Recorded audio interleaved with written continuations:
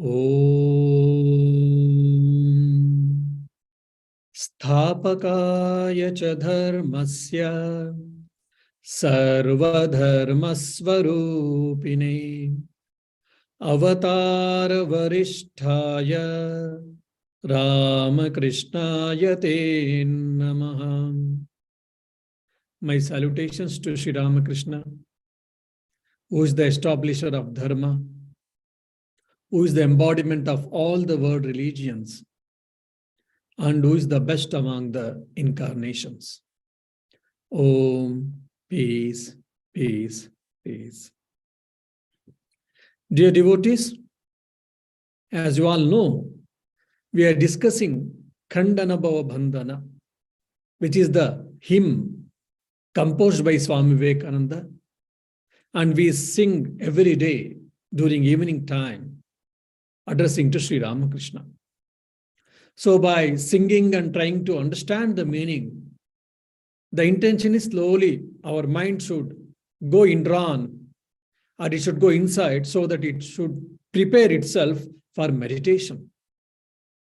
That's the reason here the different divine qualities, the different divine nature of the Supreme Divine or of the Lord has been beautifully portrayed by Swami Vivekananda. This can be extended to any incarnations, of course. We were trying to discuss the fifth para. In the fifth para, first line, Bhanjana, Dukha Ganjana, Karunaghana, Karma Kathor. This we had seen. Who has descended on this earth to destroy the amenable misery, and who is the mercy incarnate, and who is the doer of arduous deeds. So this first line we had seen in the previous class. The second part of that para, Pranarpana, Jagata Tarana, Kruntana, Kalidhor. Let us try to understand this beautiful line for this class. Pranarpana. He has sacrificed for what? Jagata Tarana, for the good of the world, for the benefit of the mankind, for the good of the humankind. He has sacrificed his life. Kruntana Kali Dor. You cut asunder the bond of Kali. So what is this Kali and what is that bond? We shall try to see. Now we have taken birth in this mundane world. Why? Because of our results of actions performed in this previous lives. We don't have a choice. We are bound. This embodied soul is bound. So we don't have a choice whether to take birth or not. So we have taken birth and we are experiencing all the type of dualities. Now with respect to incarnations or the prophets, they don't have any duty, or they are not bound like us. They are free souls. They are eternal souls. And they have nothing to attain. They have nothing to gain. And they don't have any desires even. Like desire for name, fame, power, position, whatnot. And they don't have power of alienation or the existential problem too. But still, they take birth but taking a human birth, they descend on this world. Why? To protect the human beings, to uplift the humankind. Out of compassion, they take the birth. So they don't have anything to achieve particularly. They don't have any selfish interest. Rather, just they have dedicated their life. They have dedicated their mind and energy for the betterment of the society, for the betterment of the humankind. How? Let us understand. What did they do? Or what do these prophets or incarnations, when they take birth in this mundane world, what do? They strive, they struggle to show the people how one can be happy, Ananda Prapti, how to attain happiness, how to attain bliss, how one can be happy or blissful at all given circumstances, or how one can be blissful living in this mundane world, they demonstrate and they show to the humankind. That's one of the greatest lessons we can learn from these great people. Buddha had problems. Mahavir had problems. Swami Vivekananda had problems. Sri Ramakrishna had adverse circumstances. Jesus Christ had adverse circumstances. Muhammad Paigambar had adverse circumstances. Guru Nanak had troubles. But in spite of all these things, they had the blissful life. They never lamented, they never cried, and they never cursed the humankind or the world. They were blissful, and they were always ever ready to help the humankind, to help the fellow beings. So how one can be blissful, they have showed in their life. Only when we study these people's life intently or intensely, then only we can understand all these great values. Otherwise, we can't. Then, dukkha nivrutti. They tried. They have showed the way how to remove the miseries, how to end the miseries. For example, if you remember my previous class, I told the author of Gospel of Sri Ramakrishna, that is Master Mahendranath Gupta, he himself was tormented by the afflictions of the world or the family problems. At some point of time, he was unable to face. He had lost all the patience and the mental strength. He wanted to end the life, but just he got the grace of Sri Ramakrishna. Instead of ending his life, he became the knower of the Brahman. He wanted to end the life, such a person, because of the compassion, because of the holy company of Sri Ramakrishna, he became the knower of the Brahman and he became the saint. Similarly, Mahendranath's wife also. They lost son of the age 8 years. 8 years son they lost. As we all know that parents, one of the greatest misery can be losing the children. So somehow Master Mahashaya or Mahendranath Gupta was able to bear that shock for somehow, but Nikunja Devi, Mahendranath Gupta's wife, was unable to bear that loss of the child, son. She was so much, grief-stricken. She was also at the verge of suicide. She was also at the verge of ending her life. Then Master Mahashay, he brought her to Sri Ramakrishna. Sri Ramakrishna gave so much love and affection towards her, her mind got slowly changed. And also Sri Ramakrishna asked Nikunja Devi to go to Holy Mother. Holy Mother also, with love and affection, so much care she took of Nikunja Devi, and by the love and compassion of Holy Mother Sharda Devi and Sri Ramakrishna, her soul or her heart got so much consolation. Then slowly, her mind got diverted, her mind got changed, and she stopped thinking to end her life. So, not only this, how one can be happy at all times, knowing oneself, that is self-realization or God-realization.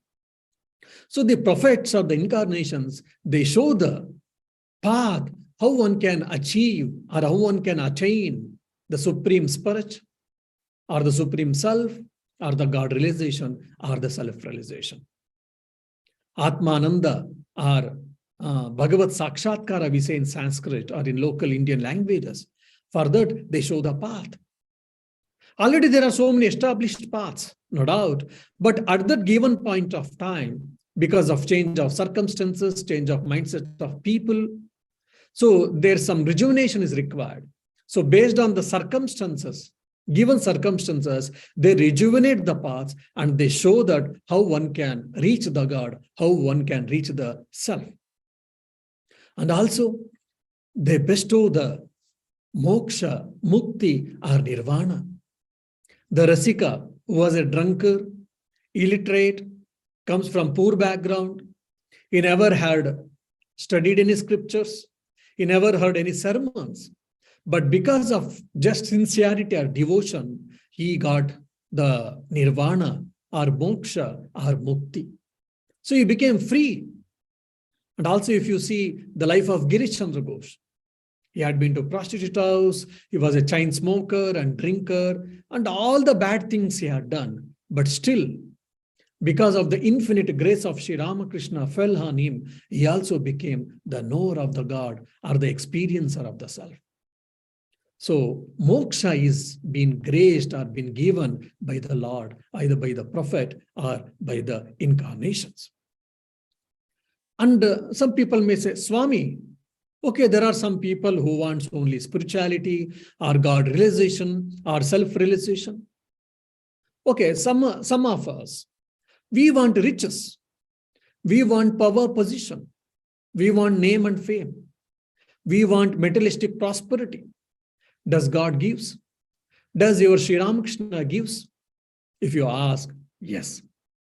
Is there any instance? Is there any example? If you ask, we say yes. There was a devotee by name Upendra. He used to come to Sri Ramakrishna. He used to admire, he used to respect, he used to worship Sri Ramakrishna. And he used to bring sweets. Initially, for a long time, Sri Ramakrishna didn't accept the sweets brought by Upendra. Upendra used to feel very bad. Once he pleaded a devotee, why don't you ask? Why is not accepting my sweets? Then the devotee asked Sri Ramakrishna. Sri Ramakrishna said, oh, he wants only worldly riches. That's why I'm not accepting. Even if I take a small piece of the sweet, then he gets it. That's why.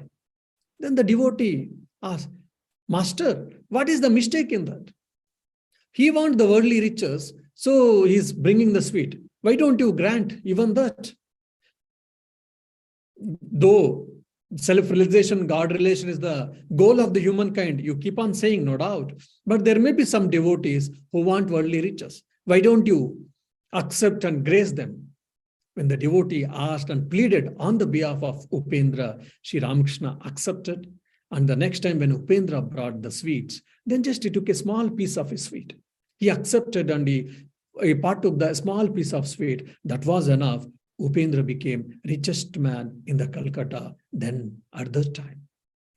So if someone wants power, position, name, fame, worldly riches, materialistic prosperities, if you worship God, if you worship incarnation, if you worship prophets or saints, yes, you do get. So if you want worldly riches, for that also you can get it. So Jagata Tarana. He has sacrificed himself for the good of the world. And also to establish dharma and to destroy the adharma. To reduce the adharma, Bhagavan or the Lord takes or he incarnates. So after Sri Ramakrishna's incarnation, what happened? In the whole of the world, globally, people started accepting the God, it became more.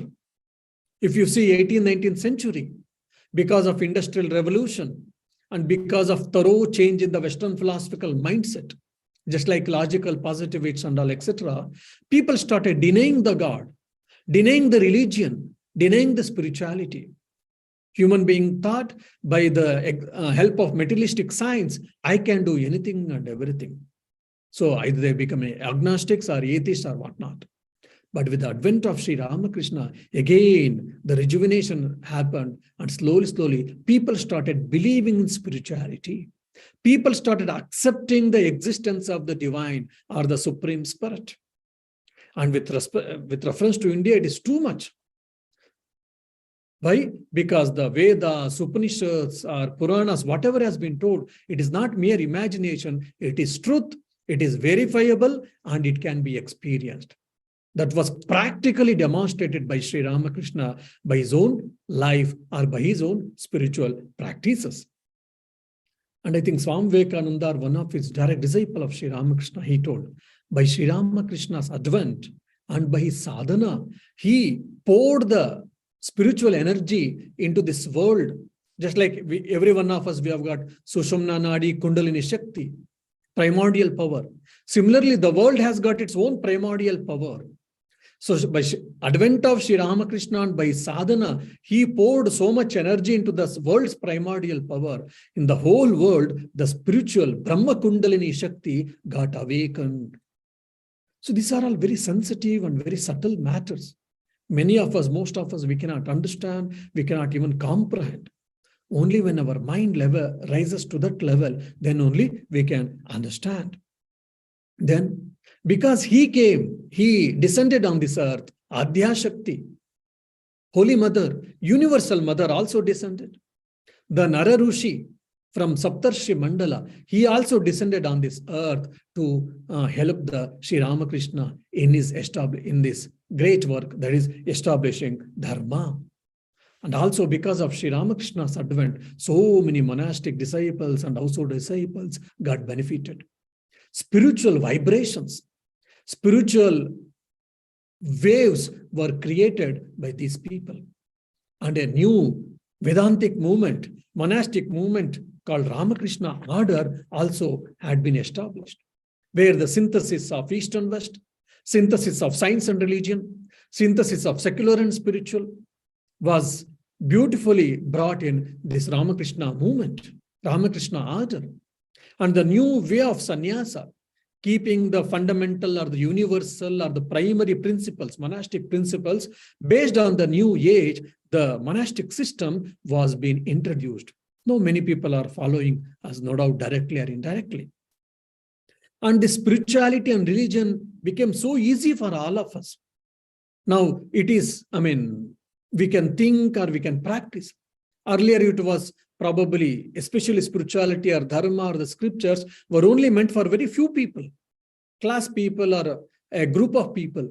But now it became available for anyone and everyone. Just like Martin Luther, he was the first person who translated the Bible into the vernacular languages, and he made available the Bible to the common folk. Similarly, Sri Ramakrishna and Swami Vivekananda has made the spirituality available to the common folk. Even because of Swami Vivekananda, the Vedanta was available in English. Because of that, so many afterwards, scriptures were translated into English and the vernacular languages. Though we don't know Sanskrit even today, most of the primary scriptures we can study, we can read, and we can understand, and we can put it to practice.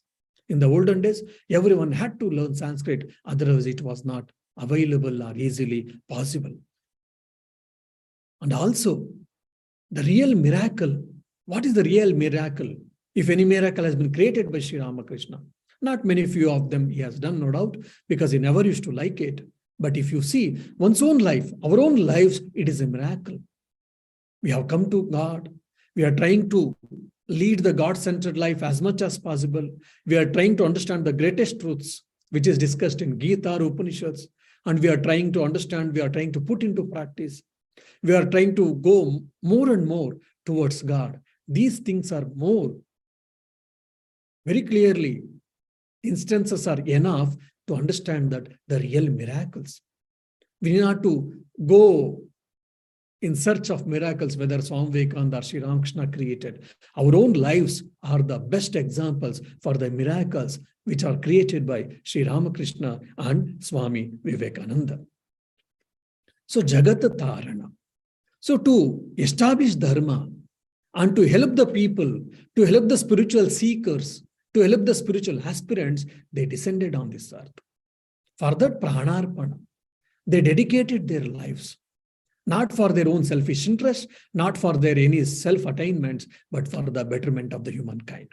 So pranarpana, this is one meaning. One more meaning, pranarpana is one who dedicates himself at the altar of the Lord. One who sacrifices himself is one who sacrifices his ego, one who dedicates, one who renounces his desires, his limited narrow-mindedness for the God's sake. For them also, he tarana, that is Jagata Tarana. For such people, God definitely, he protects them, he uplifts them. Why? Krishna very clearly he told in Bhagavad Gita, Name Bhakta Pranashati, my devotees will never perish. And Yogakshemam Vahamyaham. I will take care of the devotees' health or whatever the necessities. So these two statements can be the statements which give a lot of strength for us. We are devotees, we are doing that, we are doing this. What will happen in us? For us, many times this type of question or doubt can haunt us. So these two statements, Name Bhakta Pranashati, Yogakshemam Vahamyam, can give so much confidence for us so that we can take care of our life, we can face the struggles, and we can go forward in our life. Then, Kali, Kruntana Kali door. One who cuts asunder this Kali, the bondage, Kali Pasha, or the bondage of Kali. This Kali is a very technical term. It is explained in different meanings in different scriptures.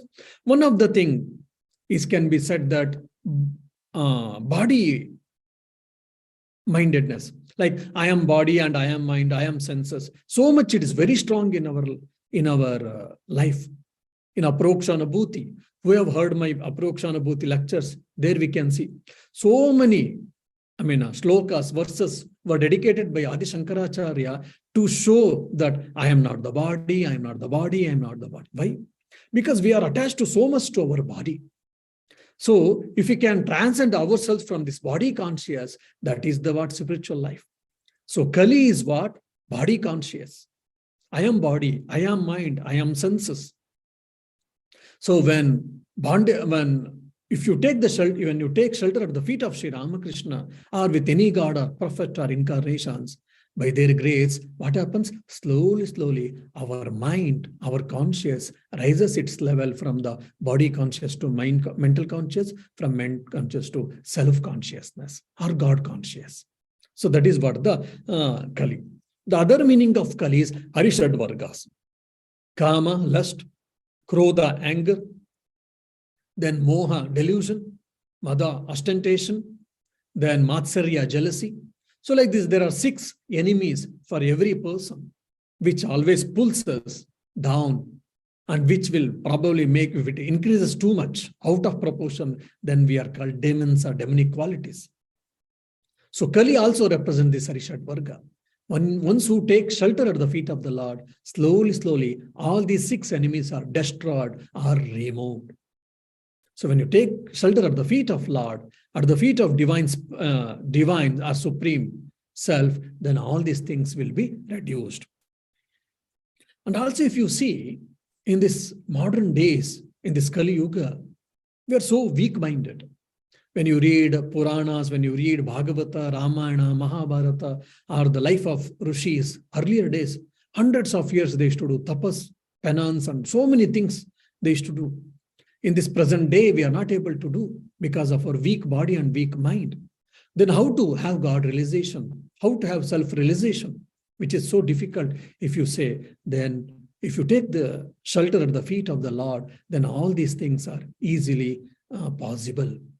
Why? Because he removes that bondage, he removes that delusion, he removes the ignorance. Then also, in this world, sometimes we feel good things are very less or bad things are increasing or whatever. Sometimes we feel. But one who takes the shelter at the feet of the Lord or at the God, then slowly, our divine qualities, a good nature, our good qualities in us, it gets improved. So we become more gentleman or gentlewoman. And we become more and more near to the divine, near to the God, near to the self. That is what our real nature. And we can see the life of so many people. Say for an example, my own Gurudev, Srimad Swami Ranganathanji Maharaj, who was the 13th president of the Ramakrishna Order. In the 97th birthday, devotees and all the monastics, they were celebrating his 97th birthday. So, they were celebrating a birthday. One of the monks asked, Maharaj, you should bless us. We have got a prayer. Kindly, you should give a word that you will fulfill it. Then Maharaj asked, what is that? We would like to celebrate your centenary. We would like to celebrate your 100th birthday. So you should bless us so that our desires are fulfilled, our prayers are answered. Immediately, Maharaj said, no, it is not possible. Imagine, they're asking to celebrate the 100th birthday. That means we want you to live long. That is a common prayer, a common wish anyone does for others, no doubt. But he's telling very clearly, as if like someone asks us to stay back and we say, no, we have got work, sorry, we will go back or whatever. So like that, he's telling, no, it is not possible. Imagine, the whole situation became so grave. People started thinking, why did we browse this subject on this, that too on his birthday? Then the whole situation became so grave when it took some time to bear that shock.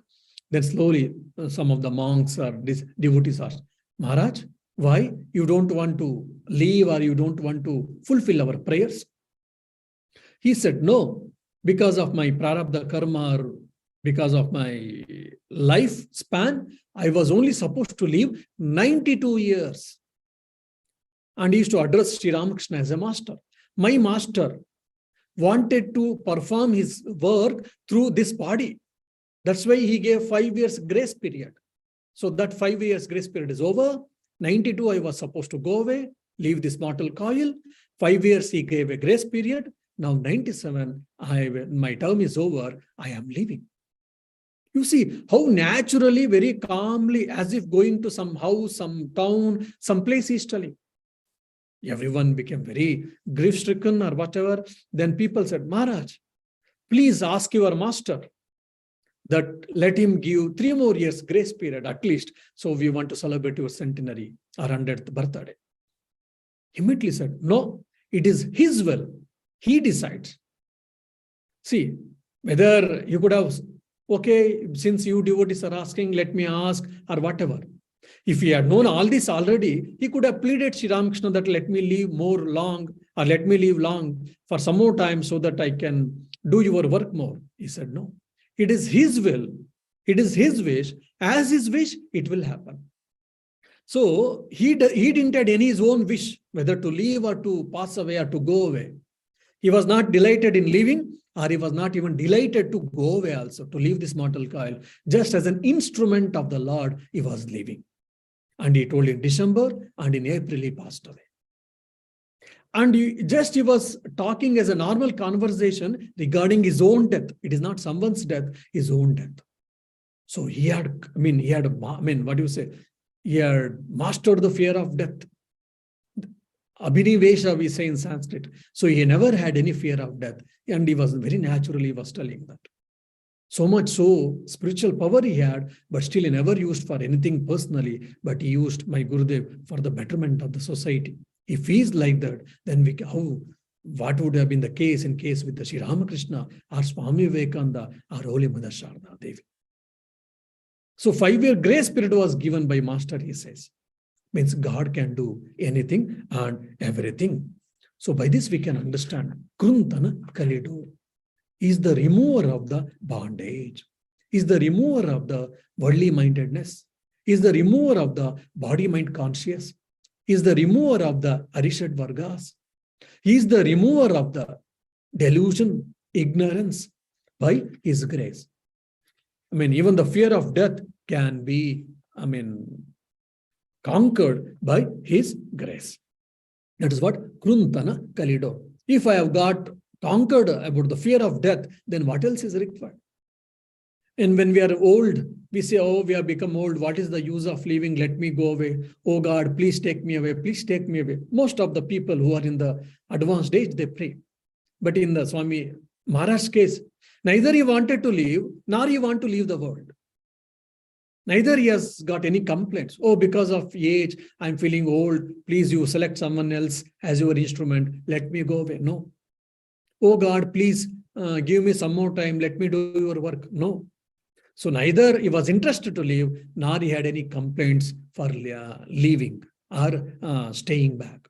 So completely surrender to the God. So when that complete surrenderment comes for us, then God works through us. God's grace will flow completely because there is no resistance. That's what Khandana Kalido.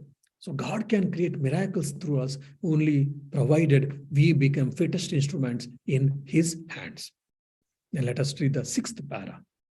Vanchana kama kanchana ati nindita indriya rag tyagishvara he naravara deho pade anurag. What a beautiful verse.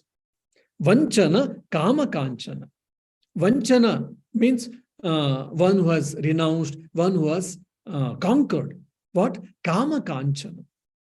The desire for lust and the desire for money. Woman and gold, that has been translated in the Kama Kanchana, Kamini Kanchan, in the Gospel of Sri Ramakrishna, we know. So one who has renounced it or one who has conquered it. Ati Nindita, completely left. What? Indriya Rag. The sense gratification, the desires which can be obtained through mind and senses, it has been completely left, completely renounced. Tyagishvara, you are the best among the renunciates. You are the lord of the monks or the renunciates. He Naravara, you descended on this earth in the human form. Deho Pade Anurag. Kindly give me the love or the devotion at your holy feet. This is the overall meaning of this verse. Let us try to see one by one. Vanchana Kama Kanchana. He is a desireless person. He is completely desireless person. Sri Ramakrishna tells, even a small desire is there, one cannot have God realization or self-realization. He gives an example. Now, for example, a thread has been broken and we joined it by tying it, but there is a small knot. Since there is a small knot, when you try to insert the thread in the small needle, what happens? Because of that small knot, it is not able to cross over that eye of the needle. So similarly, a small desire is enough for us to again take birth. So one desire is enough for us to take birth or multiple births. But whereas in case of Sri Ramakrishna, he had completely free from all type of desires. He had master over the desires. Means he's free from desires. So with respect to saints and prophets or incarnations, they will not have any desires. I want money, I want power, position, name, fame, I want riches, I want children, my children want to be good, or I want good name and fame. People should recognize my achievements. Like this, innumerable desires we are having, most of us. But these people are completely free from desires, complete devoid of any types of desires, either good or bad. So that's what Vanchana Kama Kanchana. They have completely renounced it. They're completely free from any type of desires. That is, one is completely free. The other meaning is they are mastered. That means what? They don't have any desires. If they wish, something will happen, something will come, or otherwise no. But they don't wish anything other than helping the humankind, or to help the devotees, or to help the humankind, or to help the humanities. For example, we can take few examples in Sri Ramakrishna's life. As we all know that one Marwadi devotee, in those days, probably it happened between around 160 or 180 years before, 10,000 rupees he brought voluntarily. So in those days, 10,000 rupees is a huge amount. Voluntarily, he brought that Marwadi devotee and he said, Thakur, please accept. You can use it for your personal experiences, however you wish. If someone brings, we will say, thank you, may God bless you, and all we accept. We feel very happy. But in Sri Ramakrishna's case, he said very clearly, he said, no, I don't need anything. Mother Kali, Bhavatarini is there. She's looking after me. My all needs are taken care by her. I don't need it. He openly, very outwardly, he rejected. Then Marwadi devotee, he pesters him again and again, time and again. Sri Ramakrishna calls Holy Mother Sharda Devi. And Holy Mother listens. Sri Ramakrishna says, look, this Marwadi devotee wishes to give 10,000 rupees. I said, I don't need, but still is pestering. If you wish so, you can take. You may accept it. Generally, what happens in the family? Are you fool, you don't know, to run the family, we need money. Is it not? It is not wrong. I'm not saying it is wrong, of course. So the wife accepts. But Holy Mother said, when you said no, and if I accept, then what is the difference? Because if I accept, it is as good as you are accepting. So I will not go against your wish. First point. Second thing, even if I take the money, what I am going to do? Directly or indirectly, I will be using for you only, for your own expenses, isn't it? So that means what? Again, it is as good as your own accepting. So when you said no, even I also don't need, so let me not accept it. Thank you. No, thanks. So this is what the ideal householder's life. When Panigrahana, when the marriage happens in Indian culture, when Saptapadi, it happens, both of them, they say, at least the bride and bridegroom, both of them, Dharmecha nati charami, Artecha nati charami, Kamecha nati charami. With respect to dharma, religion, duty, ethics, rights, I shall not supersede you. That means you also don't supersede me, I will not supersede you. That means what? We will have a mutual understanding and we shall go together mutually. Artech nati charami.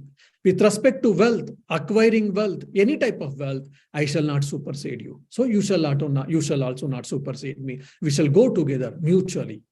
Kamech nati charami. Even in enjoyments, even in any type of desires, enjoying desires, fulfilling our desires, I shall not supersede you. You shall also not supersede me. So we shall understand each other. We shall go mutually, made for each other. This is what the right attitude.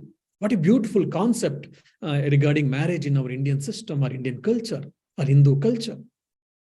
That's why the marriage was never, it was meant for personal, it was a social institution in our Indian marriage system. So even Holy Mother also refused. Means again, they didn't have any desires basically. They were free from all the desires. They were the master. Self-mastery they had a master over their mind, their senses, their desires and whatnot. That's why their vanchana, kama kanchana. And also, once Mathurnath Vishwas, the rich landlord, he also wanted to give money and some land. Sri Ramakrishna went to beat him. You want to spoil me? You want to spoil me?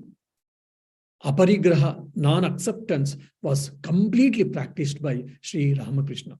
So vanchana, kama, kanchana, very clearly we can understand. And same thing we can see in my Guru's life also. Because of his some health issue or whatever, I've seen a couple of times how the food used to be prepared for him, no? Bananas most of the time, raw banana, and some maybe potatoes, carrot, or beans. These are few grams, 10 grams, 20 grams, 50 grams, like that. It used to be weighed and boiled and mash it everything, make a paste, no salt, no chili, no sweet, and it used to be given every time, afternoon and night. And Maharaj used to enjoy that food, not for one day, not for 1 week, not for 1 month, for a couple of years. First time we never knew all these things.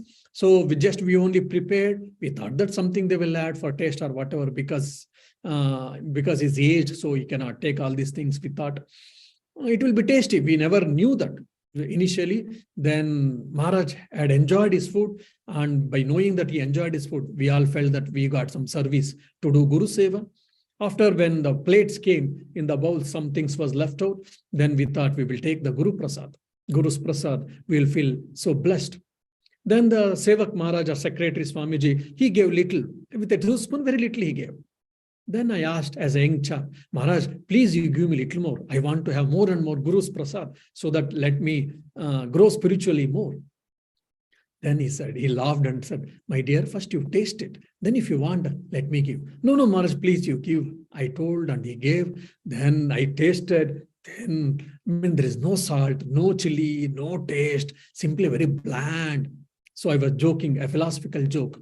Sakara Nirguna Brahman. Sakara, it has got some shape or color basically, and Nirguna, it doesn't have any quality, no taste. And Maharaj is enjoying that food for decades. 1 or 2 decades or 3 decades.